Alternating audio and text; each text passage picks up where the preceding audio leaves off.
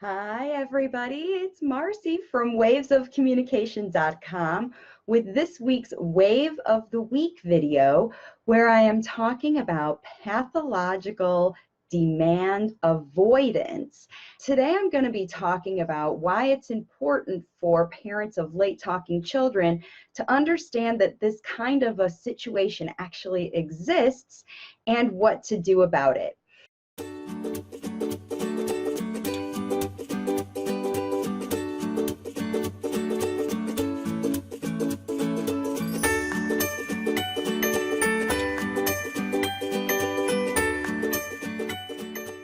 My name is Marcy Melzer, and I am an intuitive speech and language pathologist. It's my mission to help as many parents as possible teach their late talking children how to use the words they need to share their wisdom with the world. And I do that in all the videos that I produce on Facebook and YouTube.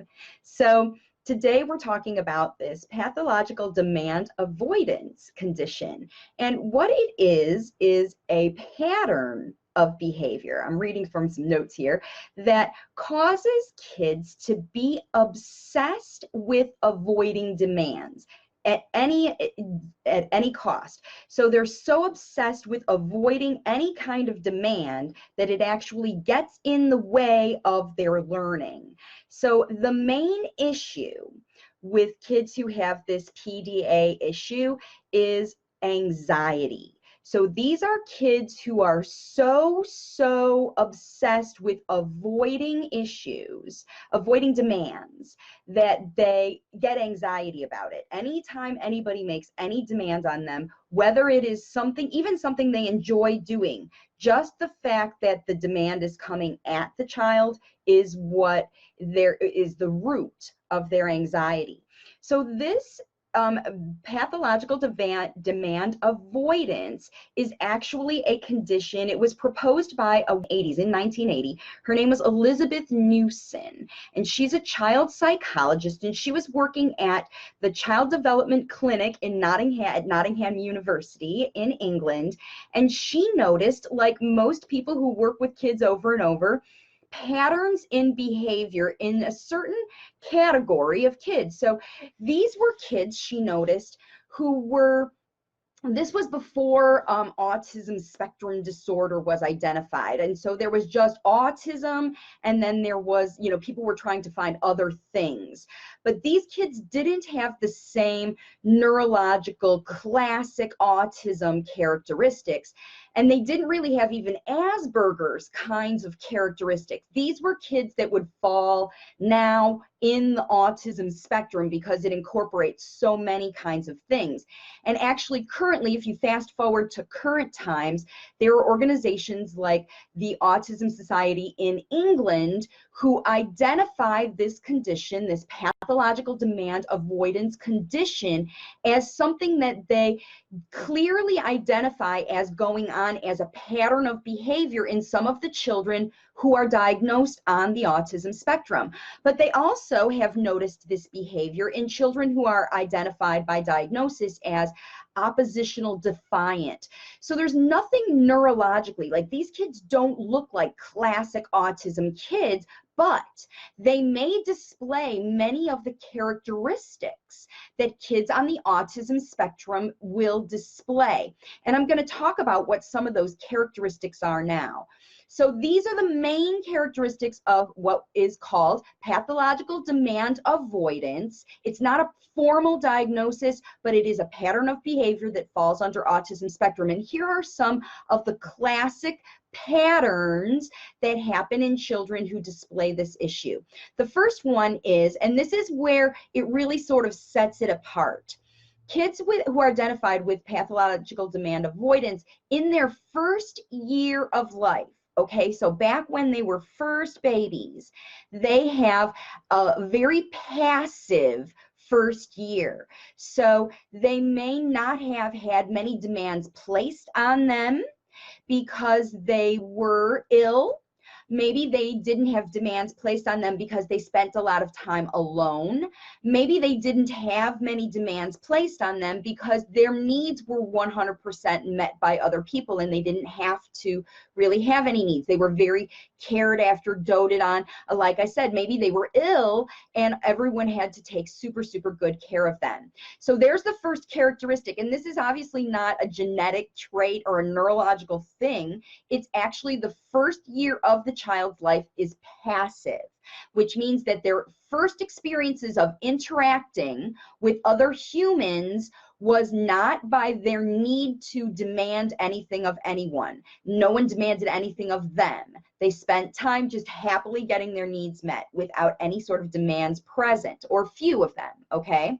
And time alone, even if their demands were few because they were periodic, if a child spends a lot of time alone, that could cause this situation to happen. Okay, the next one is that as the child starts to get older and does interact more with other people, they continue to avoid these demands, okay? And in fact, whenever a demand is placed on them, they go into a panic mode. You feel their energy change. It says here, continuing to avoid demands and panic attacks if demands are escalated. So if a demand is placed on a child, even little kids like 2-year-olds, if a demand is placed on a child and then they have a reaction to it, or they avoid it because they're walking away or doing, and I'll talk about those avoidance behaviors. If the child is avoiding the demand and the demand escalates, that causes the child to panic. So that's one of the things. Their behavior may escalate quickly if the demands escalate. So maybe child doesn't respond at first, you escalate or make your demand more significant, then the child sets them off. So that's one of the characteristics. The other one is that these kids may have some very surface social ability, but there is no real identification of their social identity. It's because of their need to be in control. They don't really want to relate to you. They engage with you socially to manipulate the situation so that they feel safe, right? So this is how it looks. A child they might smile, or they might just, with people who they feel very close to and social with, their parents, they might have some social interaction where they appease their parents or they smile to try to do things, but really they're just trying to change the subject or move out of the way. It looks like smiles and nods, or maybe your child smiles at you to not want to do it, like they try to charm you out of doing this activity instead of doing it. So it looks social, like I'm interacting with you, but really it's a front. It's an avoidance look or a behavior, okay? And then the other thing that they do is it's called lability or lability of mood and impulsive, which means that they can change mood very quickly. They can go from being super happy to bawling their eyes out, or bawling their eyes out to shutting it off immediately. They can change very quickly in their mood, because basically, especially in a late talking child, their mood or the behaviors that they have are usually reflections of communication of their behavior, their feelings. Their behavior is communication of their feelings.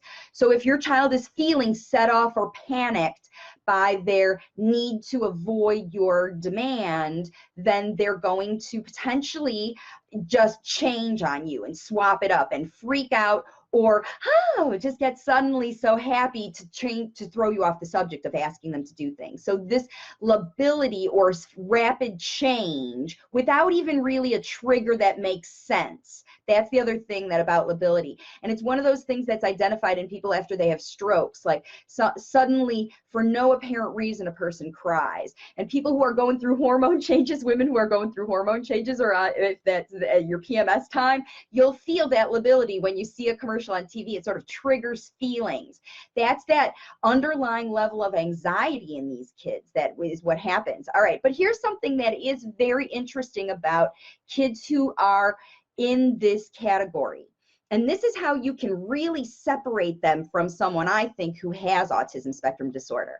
And these kids who have this pathological demand avoidance are super, super great and comfortable at pretend play. In fact, they like to become the characters, to literally live in fantasy world. They like to be other people because other people don't, you know, when they're not in reality, they don't have to respond to the demands of reality. When they live in fantasy world or pretend play, or they want to be always a dinosaur or an animal, so that they don't have to have conversation. They don't have to do the things that humans do. They get to be dogs or babies or, you know, whatever. So that's one of the things that, you know, considering this about your kids is going to be really, really important as you look forward in analyzing whether they have this. If your child's real comfortable in their role play, but they really escape into it to avoid those demands, that's one of the things that happens with these kids. So then another thing that they talk about, obviously, is that there's a language delay. But they see here, they note that it is seemingly, because they're not speech pathologists, this is a woman's child psychologist, that it's seemingly the result of passivity. And here's the other thing, that it catches up very quickly. So here's the thing that I think is what's going on. Kids who don't have, they avoid demands, right? They're going to have delayed language. First of all, because they're tuning out of listening to parents. If a child is avoiding demands, they're going to avoid all of the words that you say, especially if you're making lots of demands for your child, because what happens is they start to tune you out, right? They don't want to hear the demand because they don't want to follow the demand. So they just start to tune you out altogether. And they start to just only pay attention when it's absolutely necessary for them to get the information that they need. So they quit listening. And so because they're not hearing and listening to humans talking very well, that's going to make their speech delayed. They're going to be focused on the avoidance, focusing on using other things to communicate with instead of using words, because they're just literally la la la la la la la avoiding you. In fact, the picture that I put as the thing with the child laying on the table with their eyes closed and their hands covering their ears, and they're looking in the corner like this while the mom is just like, all I wanted you to do was like come to the table to eat. You know, it doesn't make sense that the child has this extreme level of avoidance for the demand, and the demand is like, just come eat dinner, right? So because kids have this obsessive avoidance, they learn to tune out things like talking, because that's where the demands come from, usually someone telling them to do something. Now, again, the more demands that are happening in your child's life, the more you're going to see these behaviors if they're in this phase, this behavioral pattern of pathological demand avoidance, okay? So now the next thing that happens, oh yeah, by the way, they catch up quickly with language when they learn how to learn language from people. They learn how to listen to the words that they want to say, and because they want to always swap it around and be in control, that's how they learn language quickly. Because once they realize that language helps them avoid demands, then they start to use it for that. And that's why late talkers who have pathological demand avoidance often catch up their speech very quickly once parents stop making demands. And so that's what we're going to get into talking about, why this is really important for parents of late talking children. So if there's two more of these behaviors I want to talk about. The first one, this number 7, is obsessive behavior. So now they might have obsessive leaving you every time you try to interact with your child. That's obviously an obsessive, but you might see other kinds of obsessive behavior bleed over, which may look like sensory regulation or sensory avoidance, and it probably is kind of a sensory regulation situation here. If a child is so anxious because they're constantly trying to avoid being demanded anything, even easy demands, right? Pathological means they don't even understand why, but they don't like it, right? I don't like it. It doesn't feel good. I'm going to avoid it. I'm afraid of it. It's not good for me. That's why a child avoids anything, right? And if they're pathologically avoiding it, now they also, another word is extreme avoidance. So if they are extremely avoiding, then any kind of this sort of demand behavior on a child is going to trigger feelings that cause them to want to soothe themselves. So they may develop obsessive behaviors to soothe their anxiety, like chewing on shirts, twirling hair, picking fingernails, chewing fingernails, pacing, walking. Kids may need to move all the time. All right, because this anxiety that they feel from, you never know when the next demand is coming, even if it's something as easy as come to the dinner table, because they're in this mode, their mindset. So I believe that pathological demand avoidance, as identified by a child psychologist, is a mindset that a child gets into that causes them to literally tune out people talking, and their sensory or their physical other obsessive kinds of behaviors, like the chewing or the picking or the pacing or any of that, even even vocal kinds of things they could be using if they're a late talker.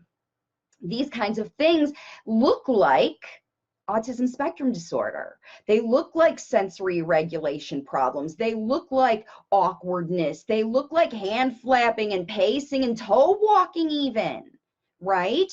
These behaviors, these obsessive behaviors that go with obsessive feelings, look very obsessive. And what's one of the characteristics of kids with autism spectrum disorder? They do the same things over and over and over again, right? So I posit that pathological demand avoidance is a mindset problem that happens when kids get so over demanded by their intervention method and even by their parents that they learn to extremely avoid it, that they learn to obsess about avoiding this problem, avoiding this situation of being demanded. Because here's what I've found out, that when parents have fallen into those habits, because what happens is parents of late talking kids get desperate. They really want their kids to talk, and they know from ABA or from their therapy or from any kind of exchange-based work that they've ever done before, that kind of reward demand, demand with a reward, as long as you reward the demand, then the child will continue to follow the demand, and then they'll ultimately learn by just experience of doing it. And that's sort of one way of teaching. It certainly is. But when you think about it, if a child's not autistic, but maybe they just had a passive first year, because when they talk about the first year, I talk about with language development, it's the first maybe 18 months, or anywhere between 9 months of age and 2 years of age. If they had a passive time when language wasn't important to them because these demands weren't necessary, and then suddenly the child's late talking and demands come flying at them all day long while they're at ABA therapy, or all day long while they're home from their parents saying, you can't have the cookie till you have the cookie, right? You can't do this until you say this. And even if you say a single word, maybe you're not saying long enough, so you're making them say it more, because you get desperate as parents. I got to get the words out somehow. The words are stuck in there. And they absolutely are, especially with a child with pathological demand avoidance, because they're just on purpose not saying them. The reason your child isn't talking is not because they don't know how. It's not because they don't even like talking. It's because they don't like you asking them to talk. They don't like the demand. They are avoiding the demand of talking. So what I have found in language facilitation is that when you stop demanding your child to talk and you teach them how to use those words, then what happens is the anxiety decreases because the demands decrease, right? So the child's always on edge. A child who's obsessed with avoiding demands is always on the lookout for a demand. They're always watching for a demand. And when the demands don't come after time, even a day, depends on how many demands are coming now, right? So if your child's in currently 30 hours of ABA, or 20 or more, let's say 20 or more hours of ABA a week, your child has, let's say, even if it's half of that time, 10 hours of their life is demands. And if you have a good ABA or a BCBA, they're doing demands all the time. In fact, they're directing your child to do things even between their trials. They're saying, come here. They're saying, sit in your seat. They're saying, go to this place. They're saying, stay here. They're saying, wait for me. They're saying, look at this. They're saying, watch me. All of those things are demands, right? All of them. And if your child's hearing those demands all the time and they're not enjoying it, even half of that time, even 10 hours a week, and then at home, you're trying to do more demands. You're trying to say to your child, come here, do this, come to the table, do whatever, and they don't like those other demands, and you're making more demands. This is going to create an avoidance mindset in a child. It certainly would in me. I wouldn't want to be told what to do as a child or an adult 10 to 20 to 30 hours a week in activities that I didn't choose, and then be told to do it at home, right? So Stacy asks, is PDA separate from ASD? So what I said at the beginning, Stacy, is PDA, pathological demand avoidance, is not classified as its own issue because it was decided, it was first sort of discovered or identified by a woman in the 80s before there was an autism spectrum disorder available. There was just autism, classic autism, or Asperger's at that time, which was high functioning, kind of what is now ASD. There wasn't this whole spectrum of things in between that look like it, like autism spectrum disorder. And the thing is, pathological demand avoidance looks like autism spectrum disorder, but so do many other things, including ear infections, including anxiety, including trauma, including lots and lots and lots of things look like autism spectrum disorder, including pathological demand avoidance looks like autism spectrum disorder. And that's why I brought it up, because there's a lot of parents who are receiving autism spectrum disorder diagnosis, understanding that it's a spectrum disorder. But in order to work with your child wherever they fall on the spectrum, you have to understand what's going on with your individual child. And not every child on the autism spectrum disorder has this demand avoidance. But I posit that many, if not most, children who have been participating in demand-based intervention, like ABA, like applied behavior analysis, which is demand, response, reward. Demand, response, reward is what that training is. And if your child did participate in demand-based training, it doesn't have to be ABA. It can be your speech therapist or your OT or your PT or your child psychologist or anybody who's working with your child. If they are making demands for your child to do anything, any action, or passive action to sit in one place, that's still something that is demand on your child. And your child's avoiding it. I suggest that it doesn't matter what diagnosis your child has, you need to focus on this avoidance problem. Because if your child is so avoiding everything, even the easy things for them to do, how are they going to learn from you? Because you have to ask them to try new things to have them learn anything. How are they going to learn handwriting if you don't say, here's how you hold the pencil, hold it this way? Right? It's not a demand, it's not a harsh demand, but these kids don't differentiate. They don't understand that the demands that they've received in their therapy all are kind-hearted from the therapist. In fact, there's a reward even if they do it. But that doesn't mean that they enjoy responding to demands all day long. And what's happened in parents who I have worked with personally, both in person and online as a consultant, is that these parents, when they understand, because I can spot this avoidance a mile away, any parent can. If your child starts to avoid your demands, even the easy ones, this mindset is coming into play in your household. It is. It happens. And it makes sense how it comes into play, right? So here's some things, here's some characteristics of what kids do to those avoidances. Check to see if these things are happening in your house right now. The first thing is they distract the person who's making the demand. They cute it up, or they walk away, or they come up with something else, or maybe they make a behavior.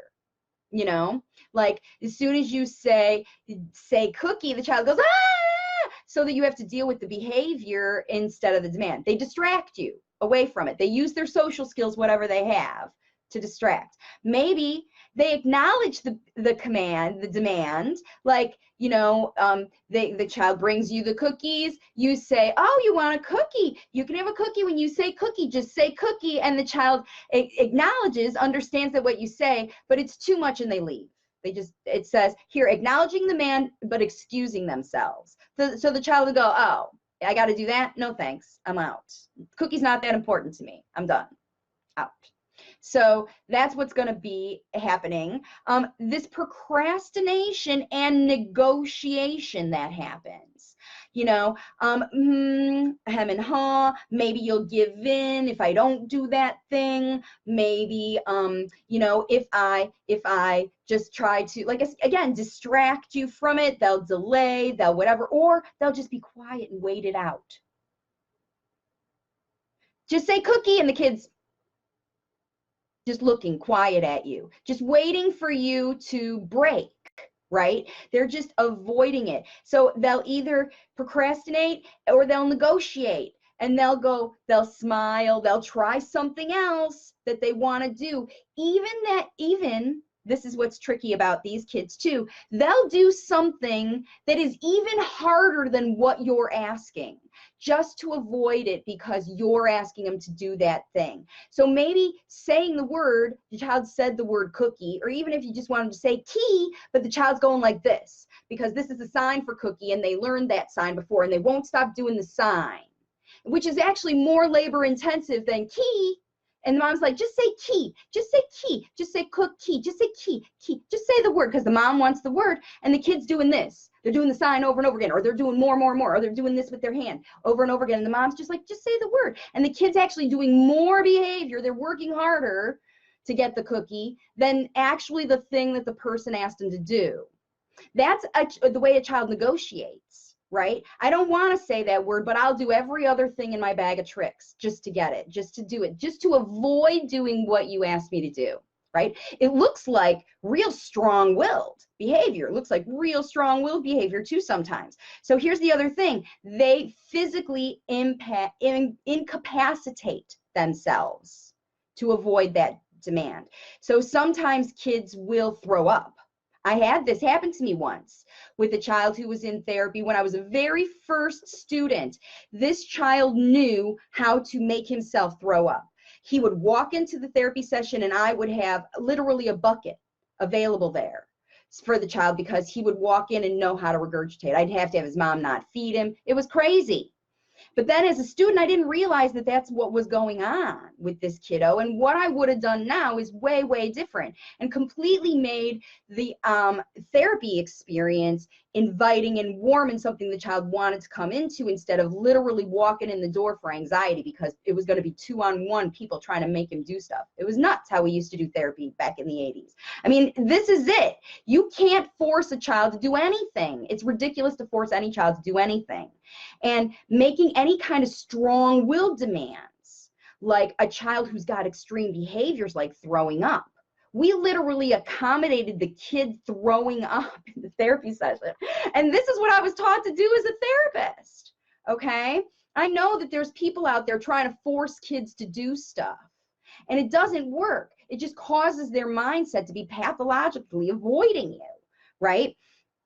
They'll withdraw into their fantasy world. Echolalia, when people do, the kids are in their own world if they're sitting in the corner rocking because they don't want demands placed on them. You know, maybe they don't process the world the same way. Even if they did have autism, you know, it doesn't matter why a child doesn't want to follow your direction. They're a child, okay? Unless there's a safety issue that the child has to do, there are other ways to teach it. There are. And what parents do, they learn how to avoid demands. And so that's what I'm going to tell you about now. Okay. Oh, here's another thing. These characteristics of kids who have this problem, And again, we're talking about, if you're just joining me, we're talking about pathological demand avoidance. And these are kids who avoid any kind of demand you place on them. And I expect that there are levels of this mindset, just like there are levels of a lot of mindsets, where kids do actually, you know, avoid the tough stuff, but they do other things, you know, like they will do things that they feel confident in, but they won't talk, you know, for example. And it's real common with late talkers. Like I said, they'll try everything but. So yeah. So sorry, here's a question. Let me pull this up. So is PD a result of demands without considering a child's preference, or are they born with PDA? So Stacy, because PDA has just been identified as a behavioral pattern, I say it's not something that they're born with. I say that it's something that happens to them as a result of their personality not being taken into consideration when education is presented to a child. So if a child had a passive first 2 years even, at all, if their first 2 years were at all passive because they weren't well, they didn't hear language, something compromised their immune systems, their body, their situation, their environment, anything like that.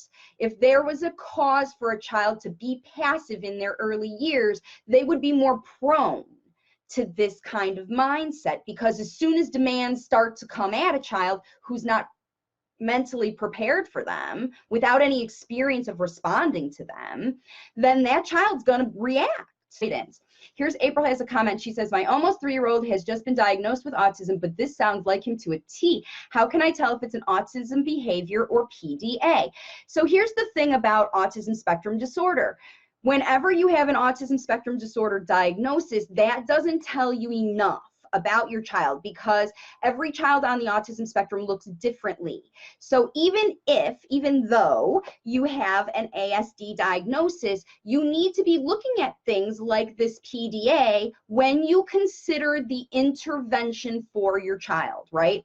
Because I always say with the families in my Waves of Communication program, diagnosis doesn't matter, especially if it's ASD. If it's a spectrum diagnosis, it's the same as a diagnosis of Down syndrome or a diagnosis of dyslexia, for example. There are people who are severely, you know, again, it's a spectrum disorder, so you can get classified along the spectrum. And how do they classify a child? By their behaviors. So what you do, like I said, when you get to this level of behavior, so if your child has a severe avoidance to demands as PDA, and they have severe behaviors as a result of their severe avoidance for PDA, they're going to get labeled as a severe ASD child. And what is the #1 recommendation for all children who have severe ASD diagnoses? Ladies and gentlemen, ABA is the #1 recommendation.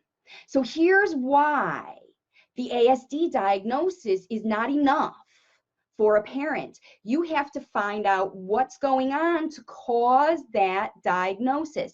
This avoidance problem is what happens to people. So for example, she's saying, here's a great example. He knows how to wave bye-bye, but will literally yell and grunt or throw things or grab my hand for me to do it instead of just doing it, because he's avoiding this altogether. So here, April, just is a tie-in. Looking to see if there's any more comments really quick. All right, so there's Angela. Hi, Angela.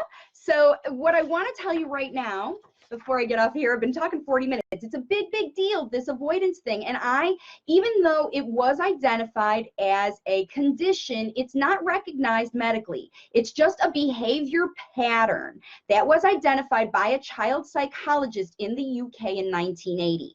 And she saw it in enough children to label it with something. And in the UK, there's lots and lots of professionals who use this category to identify children. And it's brilliant, because when you identify this mindset, this behavioral pattern in your child, no matter what overlying diagnosis they have, you must address it from this perspective.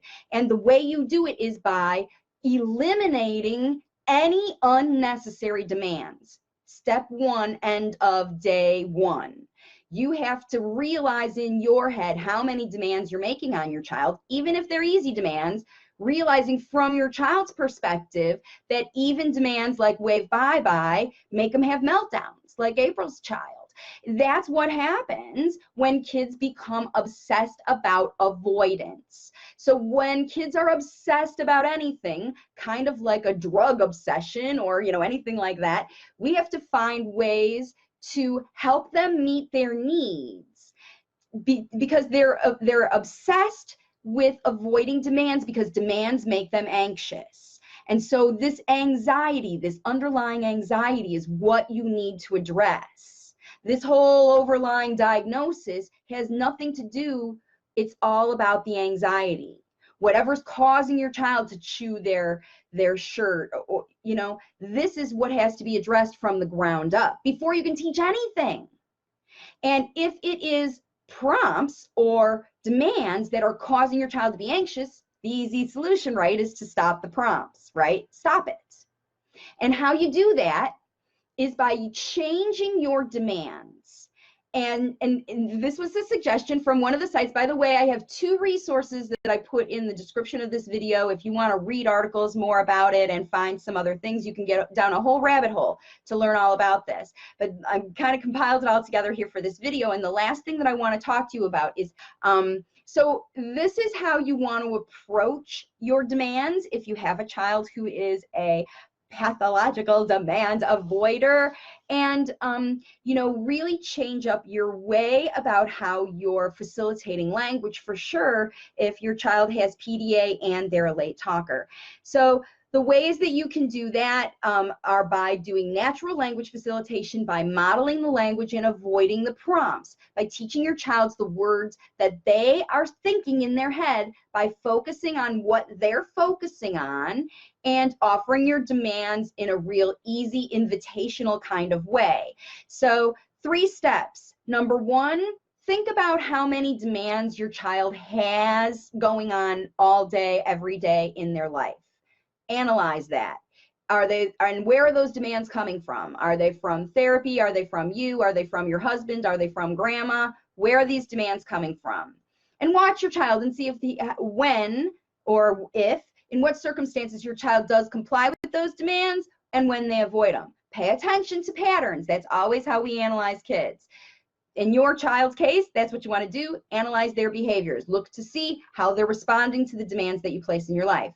Step number 2, take 50% of those demands away at minimum. Probably more like 80% is what you can take away. But if you think about how often those demands are happening, and if your child's avoiding them, start to strip them away. And you can do 2 things in place of demand. You can conceal the demand using one of the phrases that I talked about in this video, or you can just demonstrate the activity for the child and help them through it anyway. Model it and help do it together with the child instead of expecting them to do it on a prompt or whatever, okay? Help them through the activity or conceal the demand. And that's how you get that. And then the 3rd step is to always see situations from your child's perspective and whatever they're looking at and noticing. And if they're noticing and you see that anxiety start to come up, acknowledge it and understand it. So acknowledge it meaning, wow, you're anxious about this. And if your child is demanding and controlling, understand that they're just trying to obsessively control their environment so that they're avoiding anxiety. Always look for the root of that anxiety by observing your child, looking at what they're looking at and looking their reactions to whatever they anticipate. And if you see a behavior change quickly, that's an easy red flag. This is something I need to be paying attention to as a parent and help my child transition through the next time it happens. So understanding your child's feelings from their perspective and providing them with the language they need. That's how you do it in language facilitation. And if you are interested in working with me as a client, I have an online course that it's independent study where you learn to do your own analysis and find out what's going on to cause all the blockages to your child's late talking, including prompt avoidance. And also, you can develop your child's words and phrases and even social language in that independent study course. And if you need more guidance and you want to work with me, I have face-to-face programs as well, and you can learn all about all of them on my website, wavesofcommunication.com. So thanks again for joining me, everybody, and I will see you all on my next video.